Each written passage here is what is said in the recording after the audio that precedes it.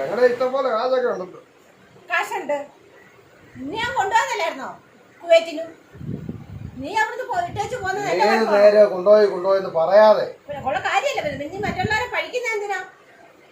അവിടെയൊക്കെ ചെന്ന് കഴിഞ്ഞാൽ എപ്പോഴും ജോലി ചെയ്യണം. അതാ ചുമ്മാ പറ്റിയല്ല. നമ്മുടെ കേരളത്തിനാണ് പ്രത്യേകത. എന്താ ചെയ്യോ, രാവിലെ വീട് വിടാം, ഉച്ചയ്ക്ക് വീട് വിടാം, എപ്പോൾ വീട് വിട്ടാലും രണ്ടും കഴിക്കാം.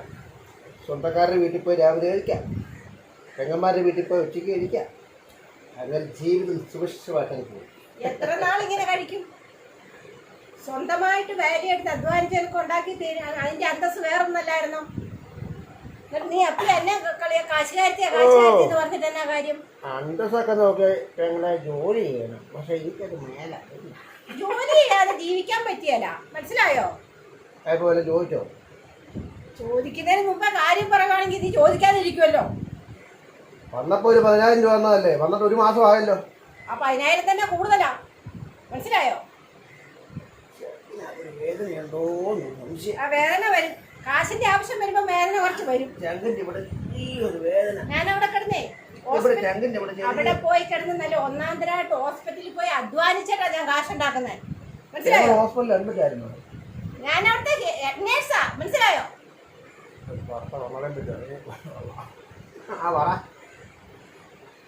ശരി, ഇപ്പൊ ഒരു 150 രൂപ തരാമോ? നാളെ തിരിച്ചു തരാം. 150 പോയിട്ട് 150 പൈസ തരാൻ എന്റെ ഇല്ല, മനസ്സിലായോ? ഒരു പെങ്ങളാണല്ലോ കരിവണ്ട് കൊണ്ടിരിക്കുന്നത്. എന്നെ ഒരുപാട് വിദേശ രാജ്യത്തേക്ക് വിളിച്ചതാ, ഞാൻ പോയില്ല. ഈ സ്വഭാവം കൊണ്ട് വിദേശ രാജ്യത്ത് പോകാതിരിക്കുന്ന നല്ലത്. എവിടെ പോയാലും അധ്വാനിക്കണമെന്ന് പറഞ്ഞു, കാരണം എനിക്ക് വീടാത്തോണ്ട് ഞാൻ പോയില്ല. അധ്വാനിക്കാൻ ചുമ്മാ ഇരിക്കാനൊക്കത്തില്ല, മനസ്സിലായോ? ഇനി ഒറ്റ ദിവസം ഒറ്റ പൈസ ചോദിച്ചു പോരുത്. ഞാൻ പോകുന്നിടം വരെ എന്നോട് ഒറ്റ പൈസ ചോദിച്ചു പോരുത്. ആര് ചോദിക്കുന്നത്? ഞങ്ങൾ വരുന്നതിന് മുമ്പ് ഞാൻ സുഭിക്ഷമായിട്ട് ജീവിച്ചിട്ടിരുന്ന. സുഭിക്ഷമായിട്ട് ജീവിച്ചോ? ഞാൻ നാളെ പോവും. നാളെ പോവോ? നാളെ കഴിഞ്ഞ് പോവോ? എന്നോട് ജോലി ചെയ്യാൻ മാത്രം പറയും. ഞാൻ കേരളത്തിൽ ജനിച്ചവനാ. ഞാൻ ജോലി ചെയ്തിട്ടില്ല. സത്യം പെങ്ങളാണ് സത്യം. എന്നെ സത്യം ചെയ്യണം.